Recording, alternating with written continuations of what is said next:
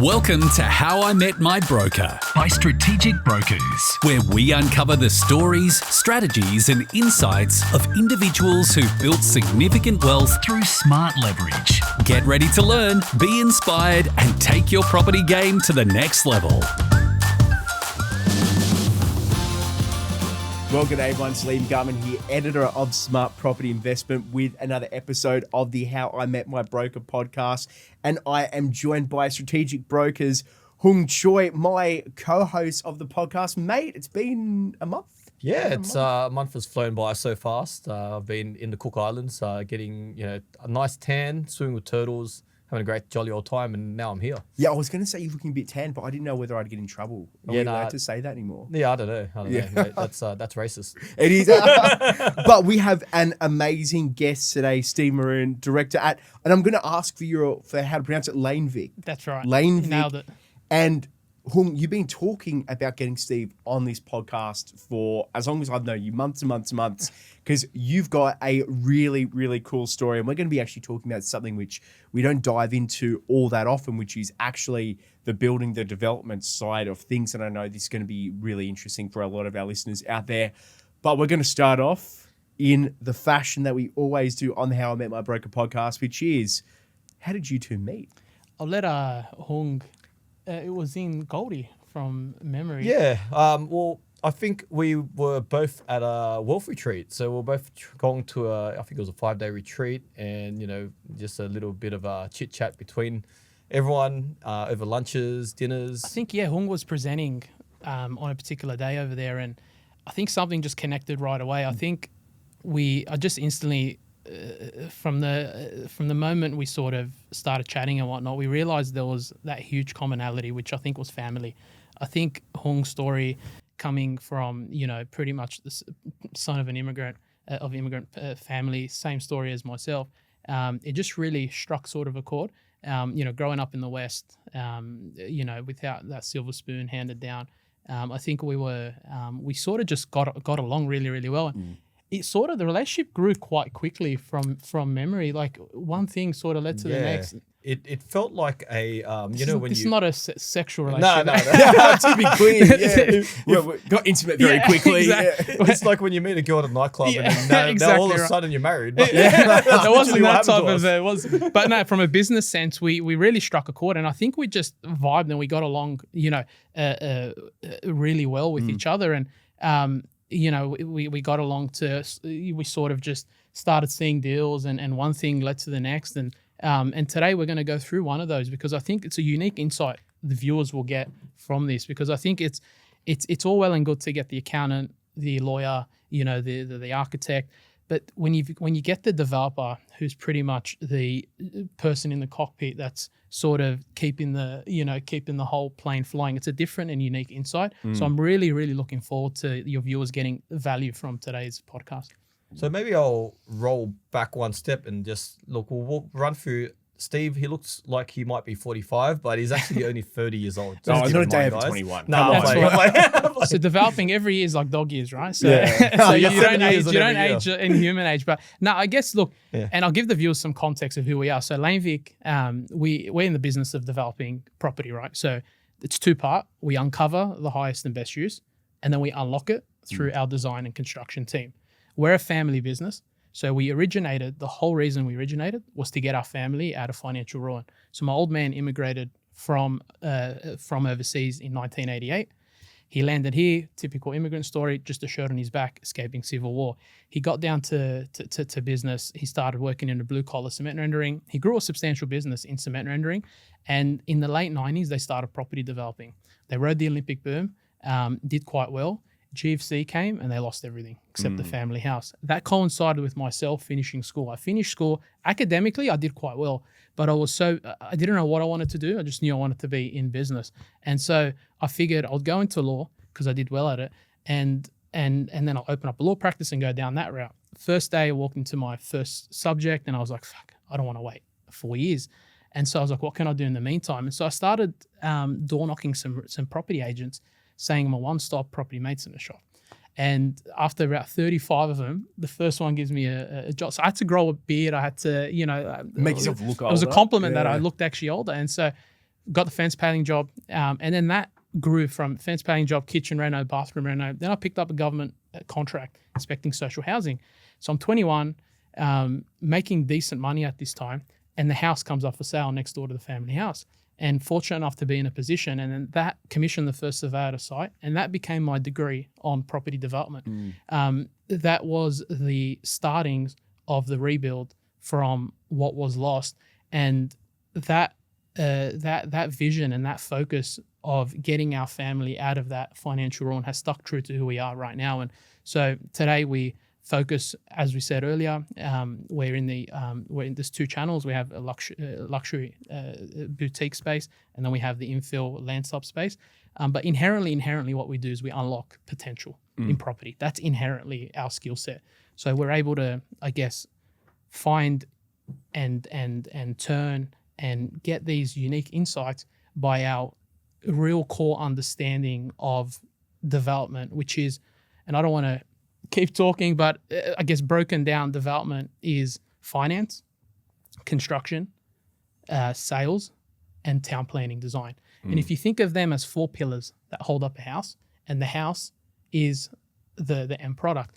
And in order for developers, well, the way that I look at developers in terms of how we compare them, like what's your gauge? Like you talk about, capital growth, yield and whatnot. In the development world, the way that I look at developers and gauge them is by how well they buy. Because you make your money when you buy. And in order to buy well, you need to understand those 4 pillars, because those 4 pillars make up the understanding on the on that feasibility that tell you whether it's a good buy or whether it's not a good buy. So I think breaking it down to that, it's a really unique world, which has its challenges. You age in dog years, but I think overall it is extremely rewarding. But at the same time as well, there is a craft to it. So take us through some of those milestones. I understand that you built units on your family home in your early 20s, and you've done a lot of work since then. Give us some insights. Yeah, so it's funny because we had a 5-year build-up period from the day that we acquired, or the day the house next door came for sale. It was a 5-year process because we had nothing. We were beneath zero, right? And so working, putting money in consultants, putting money in council, putting money in, and it was a build-up over 4 or 5 years. And we got to a point where we had this DA-approved site, and we went to the bank and we're like, finance it for us. And they looked at us, they were like, who the hell are you? Like, you've got an asset, but you've got no income, you've got no this, you've got no... And I had to take a step back. And then I don't know if you know this, I did actually a bit of commercial finance for about 1.5 years, 2 years. So I went back and I worked for some, for I 2 actually guys. remember this now. Yeah. I was doing some commercial finance with the sole focus of just understanding how am I going to unlock this particular site. So you did that job just to learn more? Just to learn more. Right. So I'm just there doing my degree, doing my property maintenance, and I was like, hey, let's go and just unlock some high net worths. And so learned that skill set over about 18 months. And what I learned was the ability that finance is not just cash is not the only way that you can finance a site, right? There are other creative ways and other creative mechanisms that you can explore and employ to do that. And so through that understanding and learning, we're able to raise some seed capital. We financed the senior, and then we pretty much were in a position where we're ready to go. 2020 February. Does anyone remember that day? Oh, so that was when you we broke the day the government declared a national pandemic. No way. 5.5 years. Mate, you're a bad luck charm, it seems. Mate, a bad luck or I just love learning. Well, I don't since then, I tell you that since then you've overcome correct. it. Yeah. And we break on the day the government declares a national pandemic. 2020, February. You can go back and have a look at it. Look at my father, he looks at me, and we're like, what are we going to do? And credit to my father, that immigrant, optimistic, just she'll be right. Let's just push forward. We got no other option. We put our head down, and it turned out to be the last time that you could ever build an apartment for under 250K a box. 100%. This is probably the last time ever in history, absolutely, that you'll be able to. In the skies. Right? Yeah. In 10.5 months, if you remember the first lockdown, we were in Sydney. The government in the first lockdown, construction was a critical business. So you could still build. We were working. They opened up Sundays. Trades, suppliers were at an all-time. No one wanted to do anything but work because you're locked up in your house. Yeah. We built a project that had a timeline of 18 months. We did it in 10 and a half months, 4 stories in a basement. That was 24 units as well. That's crazy. 24. And at the back end of that, the state government is pumping the economy with all this, the federal government with all these first home buyer grants and all this, and our product was perfectly placed. 600 grand for an investment, a first home buyer. And we just, we were able to ride that wave. And so it got us to the point where, you look back and you're like, wow, like, was it bad luck? Was it this? Was it that? To your point earlier, I think, you really understand that those are the pivotal times in your life where you look back and you're like, that those are what created the character and and I guess the traits that are required for you to get to where your dreams wanted you to get to. And so I think that's the long and the short of that particular that start. Yeah, I think, you could have just as easily, when you said you looked at your dad, you guys could have easily just said, well, let's wait 6 months and see where it is. But to your point. And that's what 95% of developers, that's what they did. They said, let's wait, let's kick back. Let's just, see where this is going to go. And then the cost down your family home, mate. Yeah. So, there's nothing else. We're living in rent. We're living in rent. Like so so credit to, and I think that's a huge segue to mentors and how important mentors are in your life.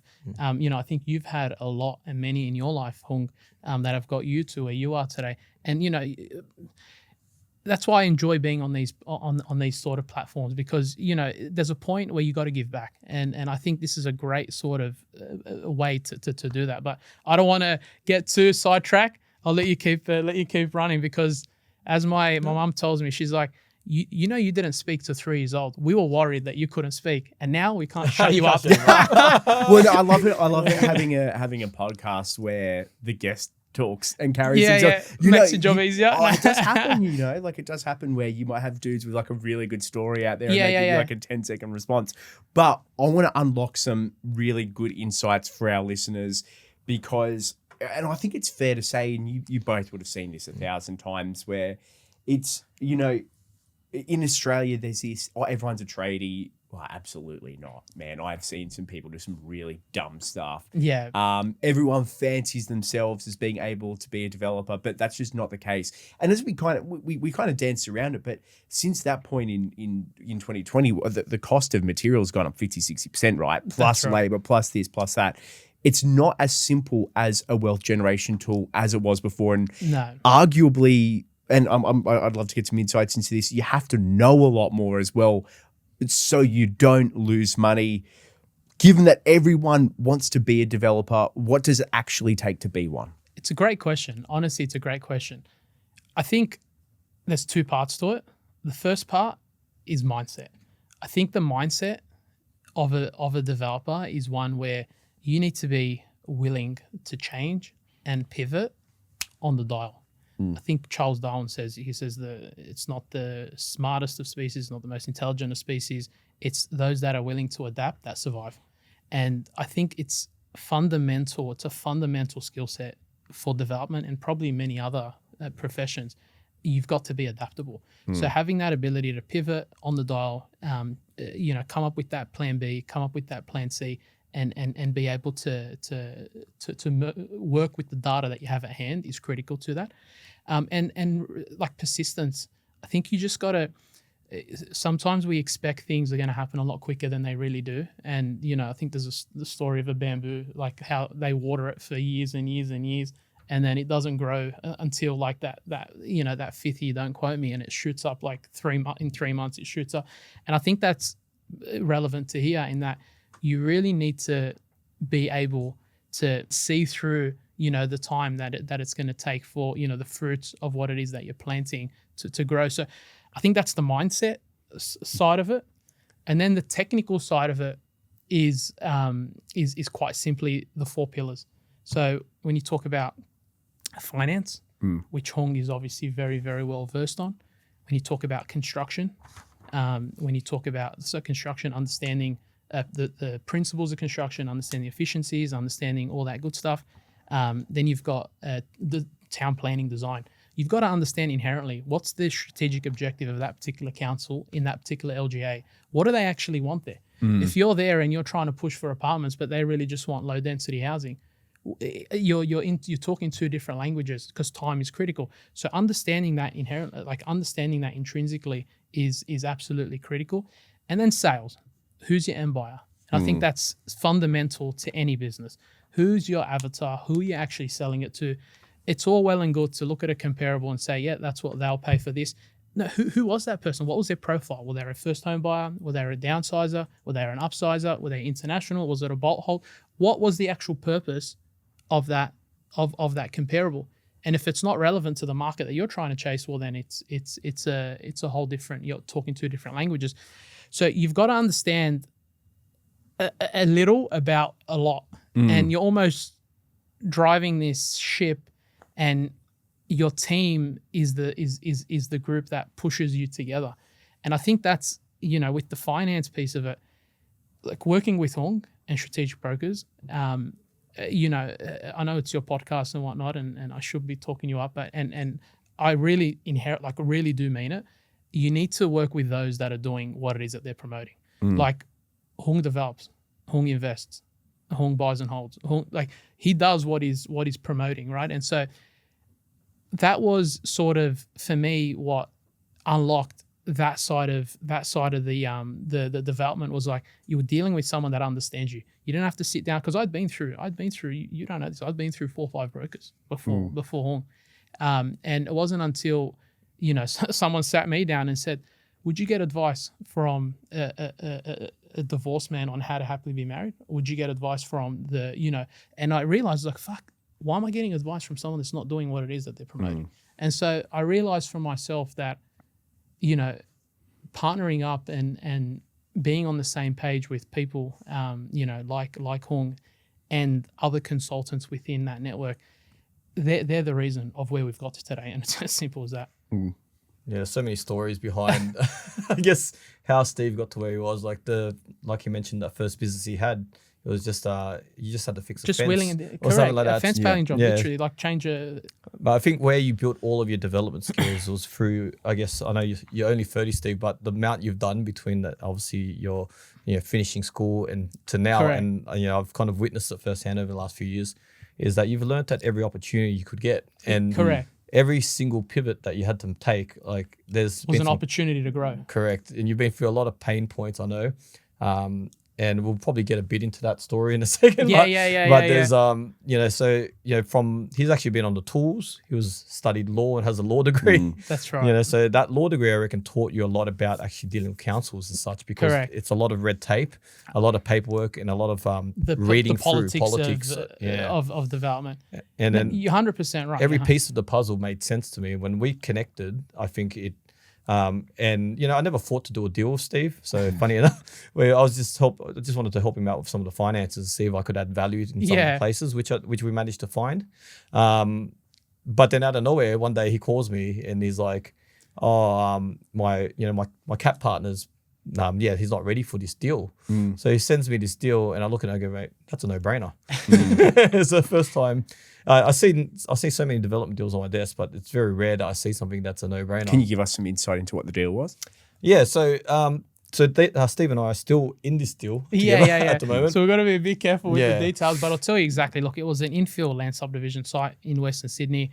The parameters of the site were the following. We had a very constricted site. It had over 88 ecologically significant trees. It had slopes to the vicinity of 25-30%. It had easement issues. It had biodiversity. It had a whole bunch of issues. And there was a developer that was on it, that owned it. He had put it on the option. He had put it under option about 18 months prior, had settled on it, and this was 24 months in the deal, and he was stuck there. His DA was stuck in council, and everything was, upside down.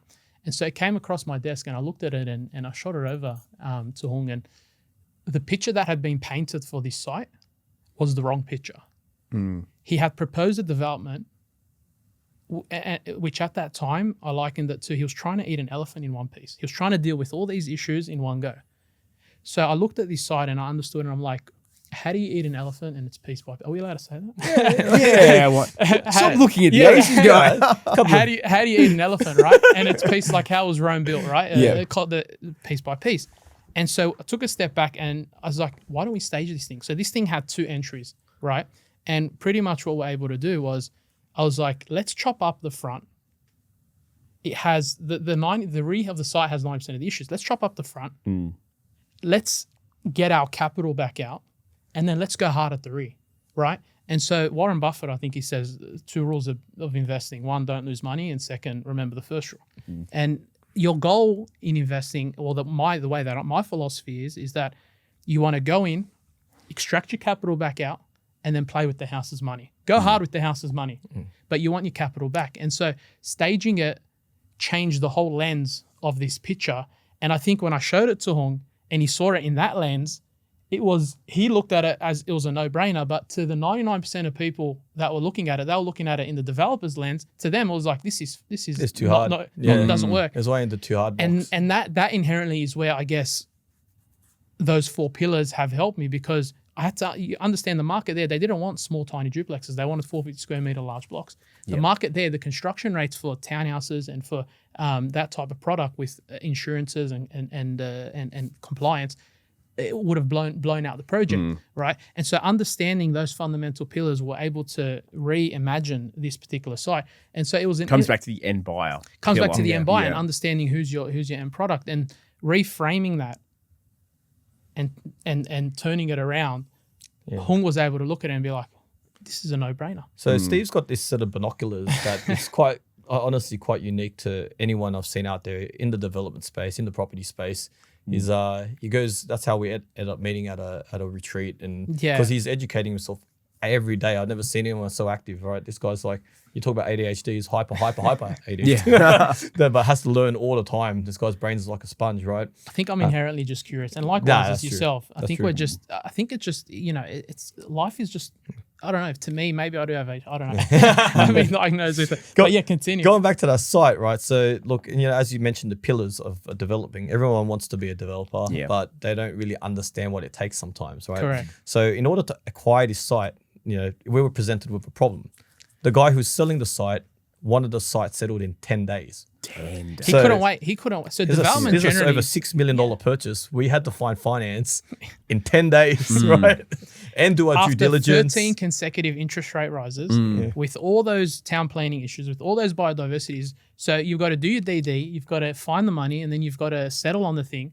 And he's like hammering you. Yeah. The guy's been in council for 2 years. For two years. Like, so anyone with the right frame of mind would have been like, I've got better problems to sort out. And that's where I think it's funny, because a lot of people ask, like, do you look for the money first or do you look for the site first? And a lot of people look for the money first and then they go hard looking for the site.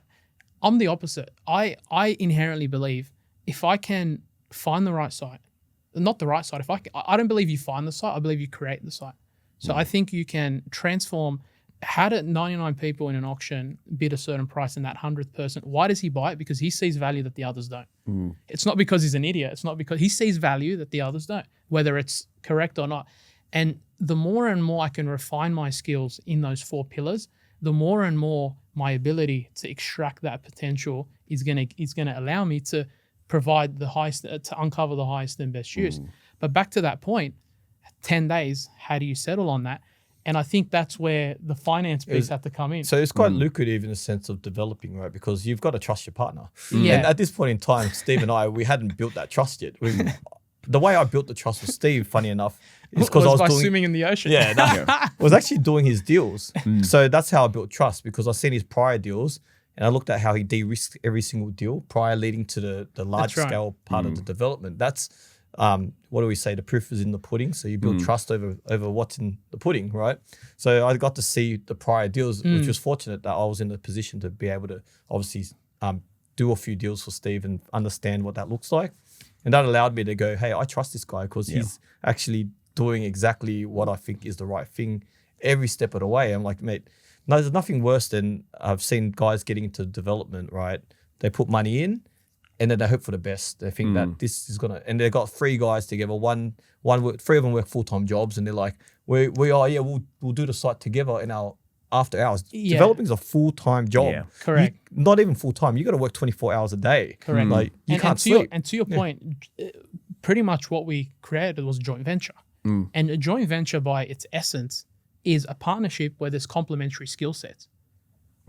And so people that struggle or that don't succeed in development, they're either clouded or there isn't that trust. It's like any relationship, right? And so there was a real complementary skill set here where Hung trusted and understood that we could deliver on the design, we could deliver on the construction, and we could deliver on that end sales. And we needed a capital partner. And that's where he came in. And it was just it was a natural fit, complementary skill sets. We fleshed out our agreement quite quickly together. But we became bros over what the Lebos call arak. That's right. You have to have a couple of drinks. That's right. I remember I told you that. Came over. That's right. Back you had a shot and you're like, man, that's a bit stronger than I thought. I think I got to wait a bit before I go home. Fire ants in my belly. So the Lebanese being cultural is that, family, the Lebanese culture is all about food and family. And central to that is arak, which is, the equivalent of the ouzo or and it's like just spirits that's been distilled at home. Not at my house, but and Hung came over and because I think it's one thing the data and the numbers make sense, but it's another thing walking the ground and getting a vibe for it, just like with investing always. Remember, I always said the ethnics, right? We would do multi-million-dollar deals over handshakes. So it started off like that until the uncle does a runner. Correct. And so it was a real. I think that's where Hung sort of really understood is that. When you've got someone that is, you'll do more for others than you do for yourself. There's a point in your life you get to where you've made that money and you're financially free, where every extra dollar you make, it's a diminishing return on that on that dollar. And so you need to have that guiding star that's pushing you beyond further than you do for yourself, like for you, your children, right? Your family, you go over and above right now, not because you have to, but because you've got, these, I guess, you're doing it for this purpose, right? One of many different purposes. And I think that's, key of where we bonded, and we hit it off, man. And then we had it, like we literally got the, we tried 3 different. No, there was so the finance was funny. I laugh about this because it's funny because he's the finance guy. Finance guy. He's meant to be going and getting finance, and in the end, we didn't even get it through. So, that's right. He had an avenue to find. That's right. Some private lending. I remember now. So I'm like, Hung, sort it out. I found ways to get finance, right? Yeah. So like this is the game of finance, which is it's so different. A lot of our listeners will be residential guys, a few commercial guys, but private credit is a whole different world. Private credit development is a whole different world, right? I found finance for us down the normal, because it was originally just 2 houses. So we had an ability to just finance as a standard buy and holds if we needed to. But, the loan to value ratio we're getting wasn't quite adequate, right? To what was actually on the table. Steve managed to find, through his connections, a private lender who was willing to lend to us based on the value of the site. Not the contract price. We paid us, I think it was 6.1 for the site, but the valuation was substantially higher than that. Yeah. Because we paid way under market for the property because of that 10-day settlement. So this is where if you have the right team and you can pull the right levers at the right time, the right people, and that's the right. So and that's a tool that you put in your arsenal. In this particular instance, it worked perfect. But private credit has been copping a lot of flack recently, right? There's a lot of scrupulous people in the space, and it's definitely not something you want to go down for your everyday. So, tread with, this is not advice in any way, shape or form. So this particular scenario gave us the ability where not only were we able to boost our IRR by having that higher LVR, we were also able to settle in 2 weeks. So which bank, Big Four or second tier? I'll take the acronym back, right? So he said IRR, which is internal rate of return. So depending on in a development site, you want to see, depending on how much capital you put in, correct, what you're going to get in return for that, right? That's right. And so then there's a risk. Means. That's right. So it's the time risk cost on capital. And so boost our IRR. gave us the ability to settle, and it was a solution to a problem that was probably $600,000-$700,000. Oh, so it it was was a a huge $100,000 solution for about $600,000 problem. Yeah, it also meant that like for us as the partners in the development, we didn't have to put as much of our personal capital in. That's So our risk or personal risk was de-risked substantially by this deal.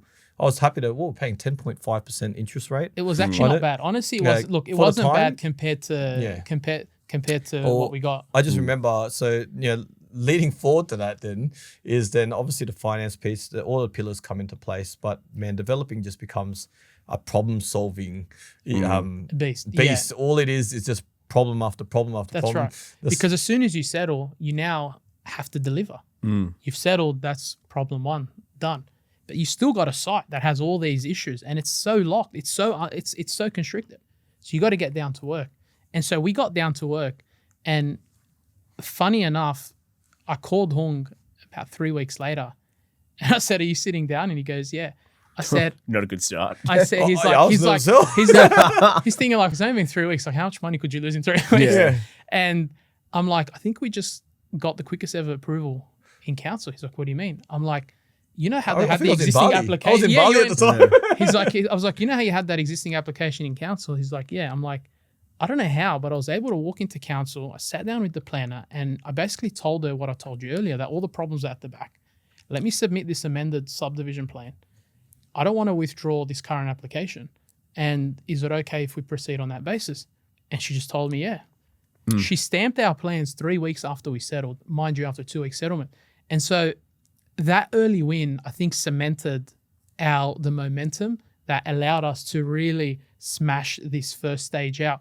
We were able to get our capital back in 11 months. Which is unheard of.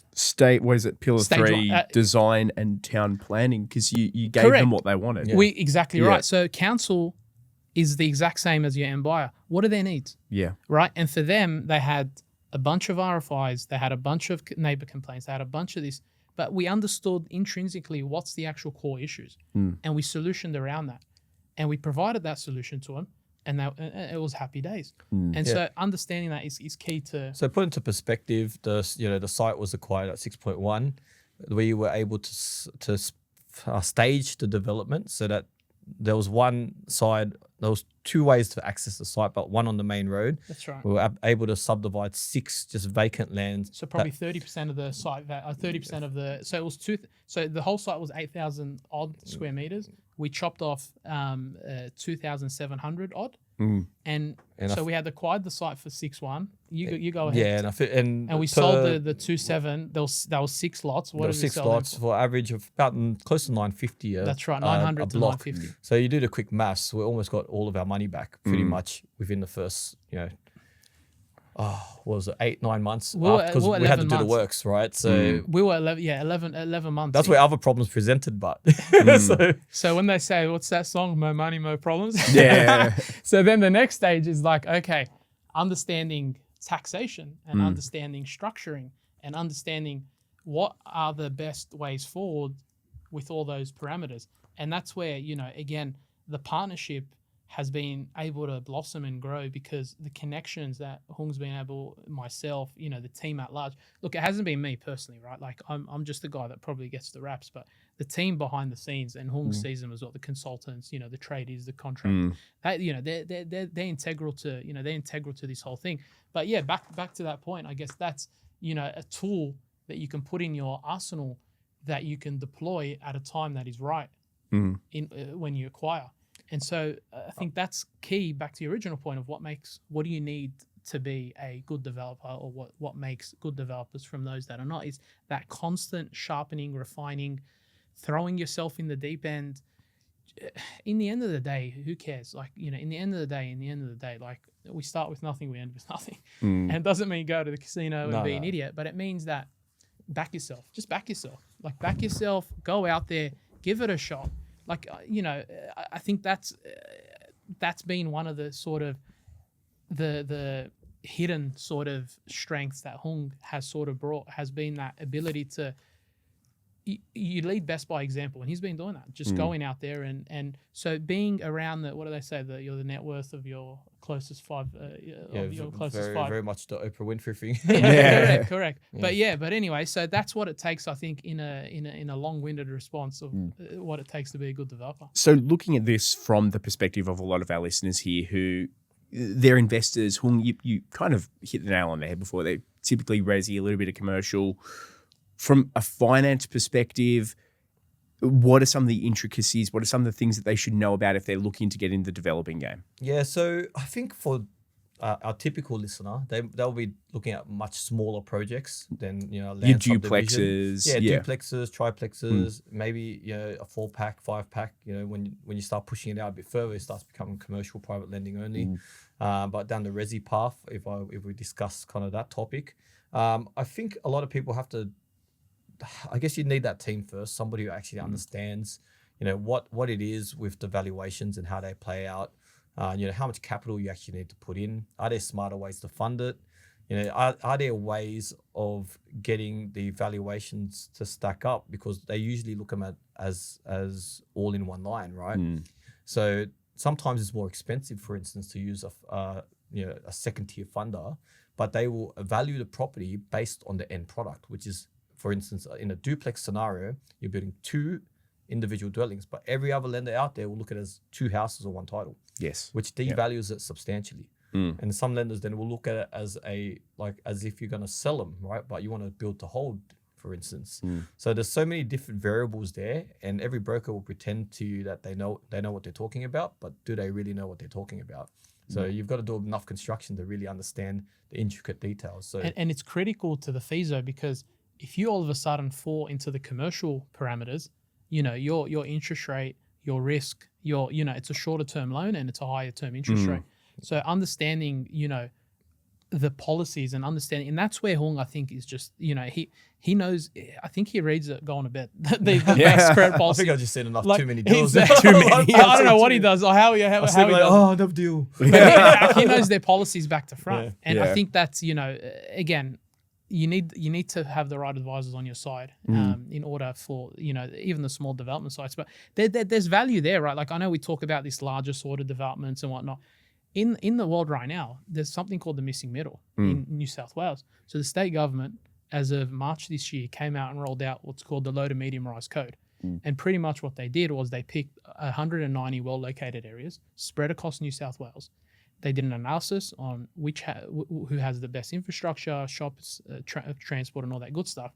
And they've rezoned 191 shopping precincts around shopping precincts and train stations. Now, if you're an investor who's bought a site or bought a buy and hold 5-6 years ago, say, somewhere in one of those hotspots, all of a sudden now you need to know that you can potentially get a duplex on 450 square meters with a 12-meter frontage. That's been unheard of before, right? You could potentially, in the right zones, you could get on a 500 square meter block and a 12-meter frontage, you could get 4 townhouses strata title. 4 townhouses. Pattern book, CDC.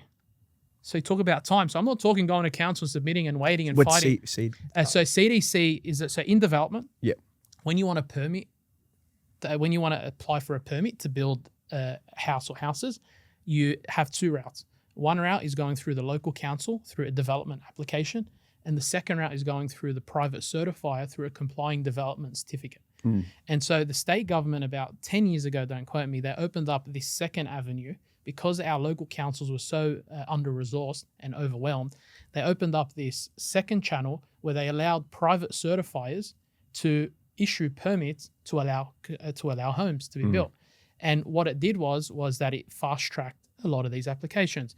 And so bringing that back to today, those changes with the low to medium rise code, the transport-orientated development program, pretty much what the Min's government is doing right now, has opened up this pathway where they understand and realize that construction has shot up 60%. They realize that servicing has continued to struggle. They've realized that time in the market and the time that it takes to get approvals is a project breaking. And they've introduced now in these well-located areas the ability to fast-track your application and to get higher yields on like a 500 square meter block. with a 12-meter frontage, you can all of a sudden get four townhouses on it, strata titled, like 4 incomes on it.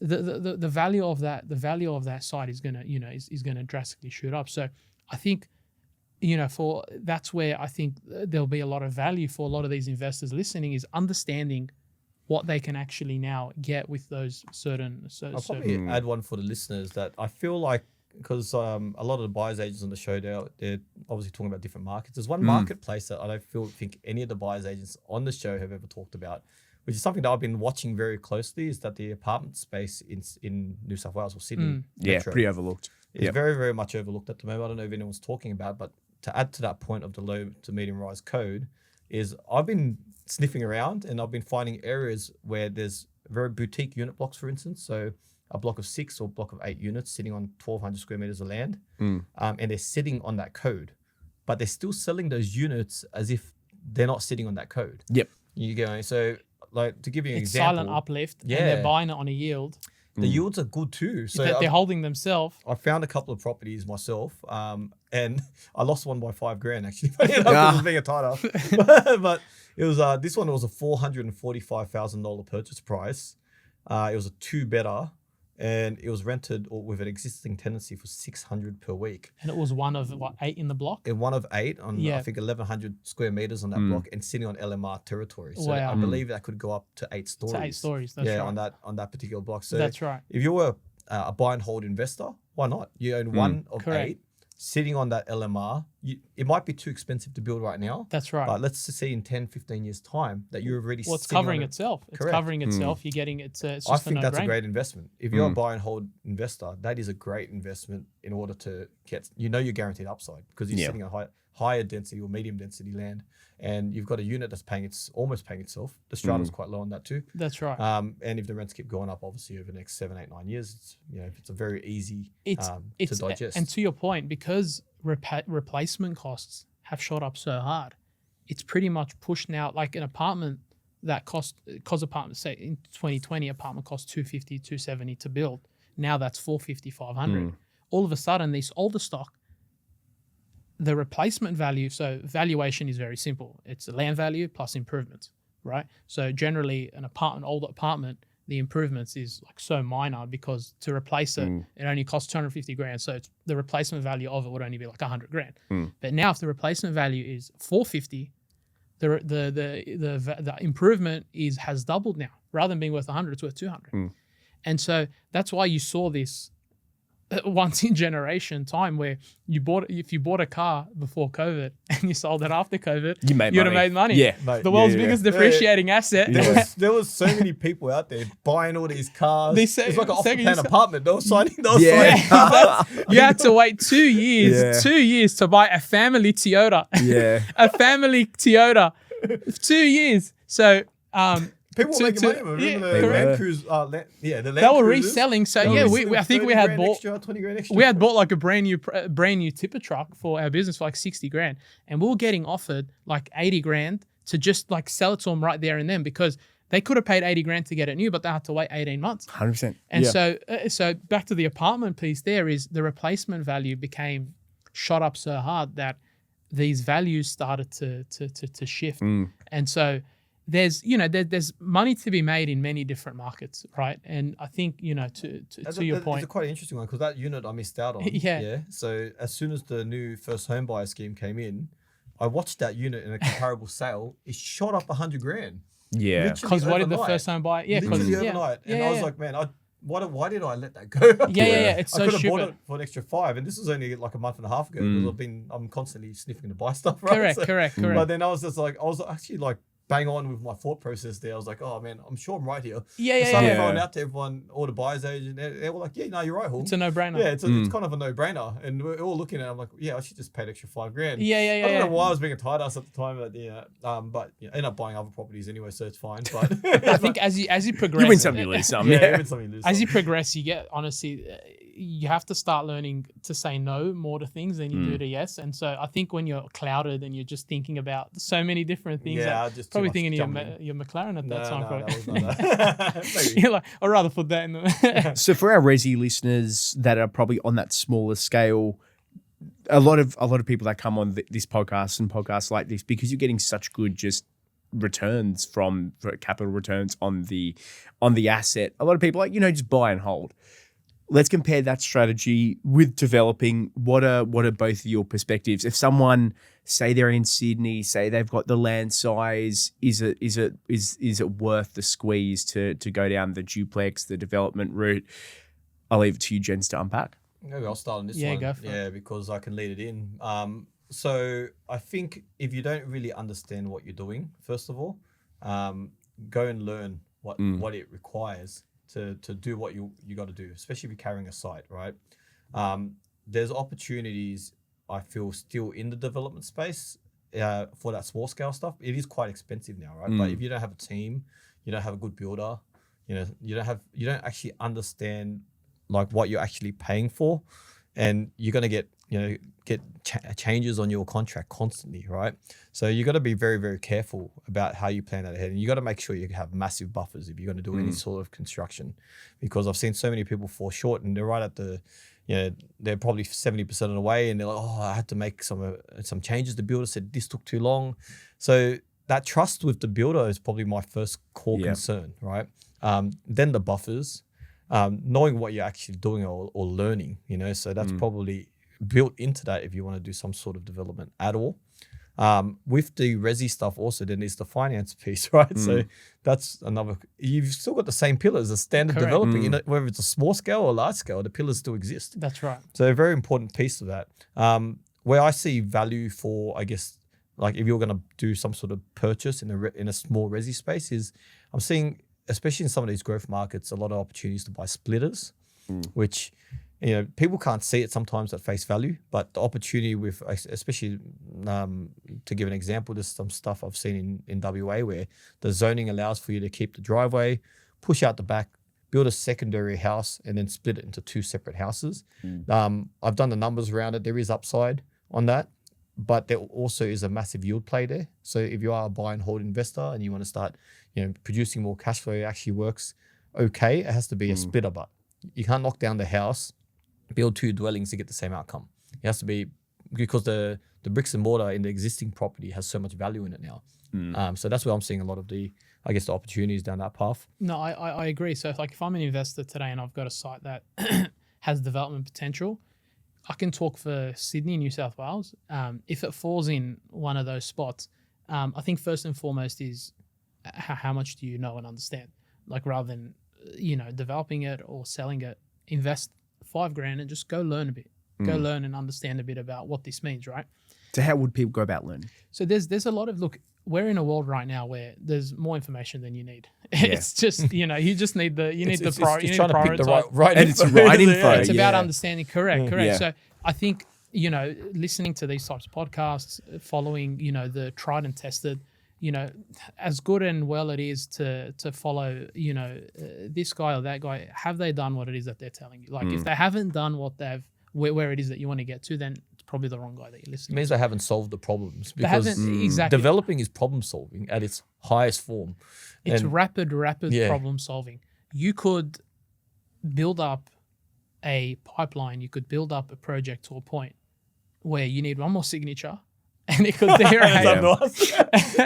And you know where this is going. So that particular site, did I ever tell you this story? I think, I was on the phone with you. That's right. So this particular the deal that we're doing together. So stage 1 is completed. There's one more signature that we need. So the process of development is that you get your permit, you then go to and you construct what it is that you've been approved, and then you apply for what's called the subdivision certificate, which is the sign off on all the works. And so 99% completed, every box ticked, every tree accounted for, we're ready to go. There's one more signature that we need, and it's from council. My phone rings, and he goes, someone from council, and he goes, hey, Steve, you've got a problem with your Section 73. Now, Section 73 is a document from Sydney Water that stipulates whether the lot is serviced or not serviced. And my heart sank because I knew exactly what he was talking about. There was, as I told you earlier, we left a residual large lot at the rear. And my heart sank because when we had applied for in the preliminary design stage, Sydney Water said, we can't let you service that super lot because in our codes and practices, that's a residual lot. Up until the time you tell us what you're going to build there, then we'll investigate the sizing of the piping infrastructure and all that good stuff. So I've got council telling me you have to, and I've got Sydney Water telling me that you can't. And we're at peak debt at this time. Yeah, $1,500 down the drain. Every put in single perspective, if this did not go through, we were stuck there for God knows how long. It would wipe the project. $42,000 a month in interest with no rent coming in. It wiped the project. Yeah. It wiped the project. It would have killed us on that. So I call council, and the gentleman in the end, he tells me, Steve, I'm going to have to refer this to my superior. And in council language, that means see you in 6 months. Yeah. So I couldn't sleep that night. I'm walking up and down. I'm the type of guy that unless I have a solution, or unless I have 3 solutions for a problem, I can't sleep. I genuinely can't sleep. I can go to bed with uncertainty, but I know that there's a plan that's in action. I can sleep comfortably.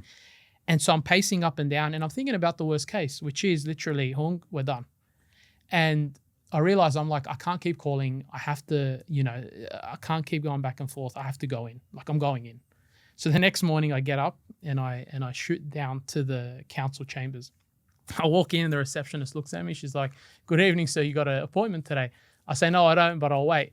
And so I'm standing there and I wait and I start calling. I figured out the night before who's the decision maker, like, because there's so many layers of bureaucracy. It's like, who's the actual guy or girl that's actually signing this thing? So I figured out who it was. So I started calling the receptionist, a poor lady called Caroline. Calling her, the usual, he's busy today. This is the executive manager of the council. Like, this is not the... This is a big dog. This is a big dog, right? It's like behind 50 layers of red tape. Yeah. And I've just turned up, sweating, asking like, I need to see him right now. He's back again. So, giving me the usual hour, 2 hours, 3 hours, 4 hours. And then it got to a point where I realized that like the only time I'm going to probably get with him on that day is at lunchtime. If he comes down, goes, grabs his lunch, and if I could save him that time, that he could come down and go grab his lunch and go back up, then maybe I could see him. So what did I do? 10 chickens, 10 chips, 10 drinks, and I call Caroline. And I say, Caroline, just quickly. She goes, yes. I said, chili or no chili? She goes, what are you doing? I said, I realized that the only time I'm going to get is that just stop what you're doing. This against council, stop what you're doing. I'm coming. Where the hell are you? Poor lady runs down. She meets me at the lobby, shakes her head at me. She goes, what are you doing? I said, I just need 5 minutes. She's like, the general manager has 5 minutes for you. Come up now. So I walk up and I meet this guy, sharp, switched on, very smart guy. And he says to me, and I explained to him the situation. And he says to me, Steve, the problem is if council permit this subdivision to occur whilst it being unserviced, we are liable for a huge lawsuit. Because imagine a mum and dad buys this site and you can't even service the actual lot. And I said, okay, what if we could come up with a solution to protect council? And he told me, tell me how. And I said, what if we can employ a restriction of use or a covenant that alerts buyers on title that this is not serviced? And he said, that could work. He goes, there's one more issue. And I said, what's that? He goes, I have to sign it. I said, yes. And he goes, I'm away from tomorrow. I was like, if I could get this to you today, would you sign it for me today? Half an hour today. He looked at his watch and it was like 2:30 at this time. And he's like, today? I'm like, yeah, today. So I run down, I call my surveyor, and I'm like, my luck has it, he was literally on a plane about to fly out, and I'm get the hell off the plane. I need this. So it's pretty much a document that's drafted by the surveyor that pretty much says it's not serviced with an execution block. I sign, council signs, and whatnot. And he's like, just calm down. He goes, weren't you a lawyer once upon a time? Yeah. I was like, yes, I was in a previous life. He's like, just calm down. I'll run you through it. We'll do it over the phone. I've got about 5 minutes. So I'm in council chambers, just like plugging this thing away. And they're just looking at me, these two receptionists. I think they had 2 security guards by this stage there. And we're just, and I get this thing and I send it off to her. She calls me. She's like, how the hell did you do that? And I just smile, and she comes and she takes me back up. She prints out the form, and I sign. I pass it over to the general manager, the executive manager, and he looks at me, just shakes his head, and he signs. That signature honestly saved us from complete project annihilation. I didn't tell the boys. I feel a sense of responsibility to you've got it when you're in a position of, I guess, authority, any authority that is, you've got a duty. And like you've given a promise, you've given an oath, so to speak, of like, this is what you're going to do. So you need to do whatever the hell you can do. Up until that point, you either do it until you collapse or you. And so I realized that, back to that adaptability piece and persistence, you've got to be so persistent with these councils, but you've got to come up with empathy and solutions. You can't just push without. These guys are so under-resourced. They genuinely have a good intention, but they're just so under-resourced that they're not able to. And I was just speaking to the guys below him and the people that simply couldn't make the decision. But back to the point of that could have derailed the whole project. So 9 months, 11 months at that time of hard work, adapting, pivoting from people tipping on our site, illegal dumping, services being higher than they were meant to be on the plan and having to rejig plans, having, members of parliament join petitions of with local community members to stop your development. We had passed all that. And this one little item, right, which almost is an inconsistency between two external authorities' codes, could have derailed the whole campaign. And that, in a nutshell, is pretty much what development is. Is that you've got to have that ability to just push with the data you have, find the resolve, and get and come out with the outcome. So going back to your original question of, would you develop or would you sell? Develop or buy and hold, I guess. Or buy and hold, sorry. I think, coming from that lens, is development is a skill that you need to invest in yourself and learn. Obviously, you're not going to have those issues on a lower scale development. It's going to be more like cookie cutter type, like a standard duplex site or a 4 townhouse site is much more sort of simpler. Yeah. But I'd say definitely educate yourself first. And then make that gauge. If you're at a stage of life where you're 50 and you want to sort of change it up and you want to, you're like, I want to try live this development life a bit, go for gold. Go for gold. Go learn what it is you got to do and go develop it. But if you're at a stage of life where you're accumulating, you've got a business that's high cash flowing, you haven't got the time to go and worry about that, just sell it to the next guy. Leave money on the table. Like why are we so focused on trying to save that 20, 30, 40? Just give it to the next guy. You've already, you've added your value, move on. Don't develop for the sake of developing because you said that you've developed for the something. ego. For the ego. Go to the barbecue and say, hey, I developed a block of 4 units, whatever it is. It's at the end of the day, you invest to make money, right? Your ego will kill you. Your ego will kill you. But I think, it's definitely case by case. What do you sort of, where do you sort of want to go? Where's your portfolio? But definitely go and get that information. Reach out to, everyone has a friend that's developed or built. We're such a property focused country, honestly. We always we're so property savvy that someone knows someone. So go out and get that information, and then line them all up and just make a decision. Yeah, that's fantastic. Hung, before we close off, do you have any last thoughts?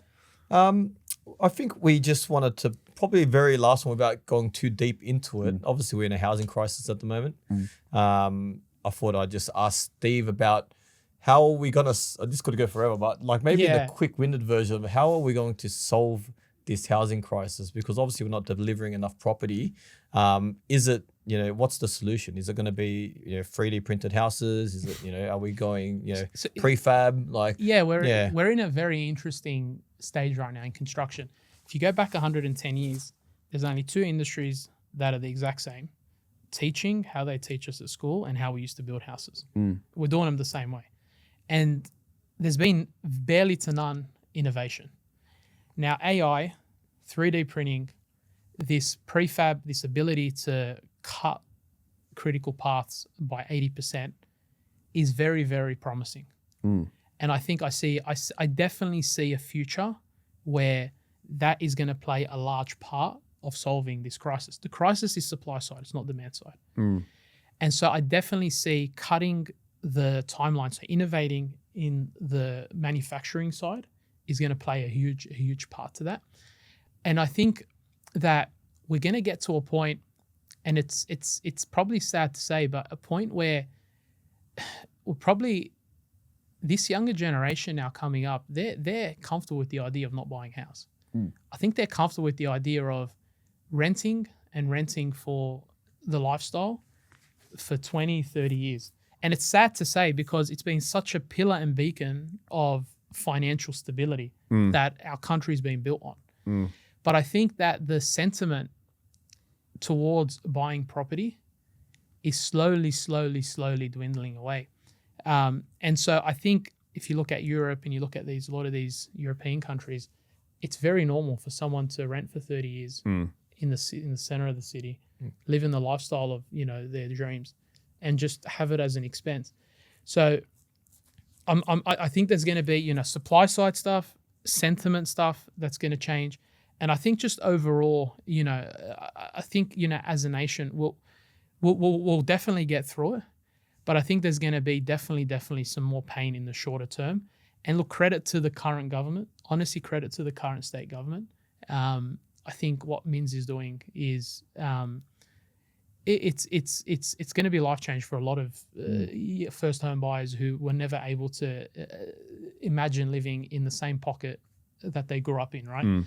And although $1.5 million is probably not affordable, at a point in time, you got to remember a lot of these people, it's just a place to live in. They're not looking at it as a investment property, or they're not looking at it as they just want a place to live. But I think overall, the long and the short of it is it will be a multifaceted approach towards solving this crisis.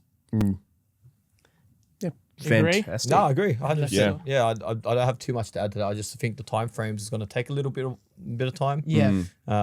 As much as we need it now, we need it yesterday. We're going to have this. We still have this hole that needs to be filled. There's not enough houses being supplied to the amount of migration that we're getting in at the moment.